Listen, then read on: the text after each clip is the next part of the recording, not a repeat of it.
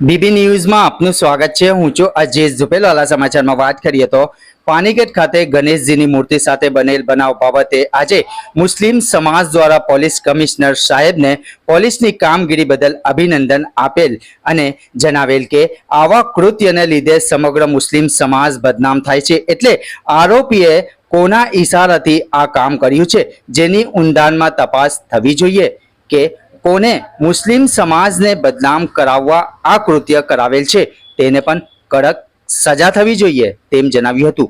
સાંભળો એડવોકેટ જુનેદ સૈયદ શું કહી રહ્યા છે। Report Aziz ઝુપેલવાલા। ફેંકવાની ઘટના બની છે એમાં જોઈન્ટ સીપીસી લીના પાટીલ મેડમે અને સિટી પોલીસ સ્ટેશનના તમામ સ્ટાફે જે ખૂબ જ સારી કામગીરી કરીને આરોપીઓને ખૂબ જ ઓછા સમયમાં પકડી લીધા છે।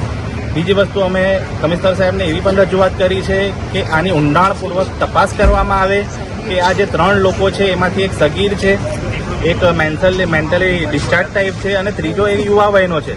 એટલે આ લોકોને કોઈએ ઉકસાવીને શું પૈસાની લાલચ આપી છે કે બીજી વસ્તુની લાલચ આપીને કે આવનારું કોર્પોરેશનના ઇલેક્શનમાં આવા બનાવથી કોઈને ફાયદો થતો હોય કોઈ રાજકીય પાર્ટીને એવા પ્રયત્ન કરવામાં આવી રહ્યા છે। એની તપાસ ઊંડાણપૂર્વક 100% થવી જોઈએ, કારણ કે આ બનાવના લીધે સમગ્ર મુસ્લિમ સમાજને નીચું જોવામાં આવી રહ્યું છે। હું કહેવા માંગીશ કે મુસ્લિમ સમાજ આવા બનાવનો સખત શબ્દોમાં વિરોધ કરે છે અને જ્યારે બનાવ બન્યો ત્યારે પણ સમગ્ર મુસ્લિમ સમાજના આગેવાનો પોલીસ સ્ટેશન પહોંચી ગયા હતા અને એમને પણ પોલીસને એવું કીધું હતું કે આ બનાવમાં જે કોઈ આરોપી ઇન્વોલ્વ હોય તેને કડકમાં કડક સજા કરો અને રસ્તાના વચ્ચે લાવીને સજા કરો, કારણ કે મુસ્લિમ સમાજ આવા કૃત્યને કોઈ પણ પ્રકારે સ્વીકાર કરે એવું નથી।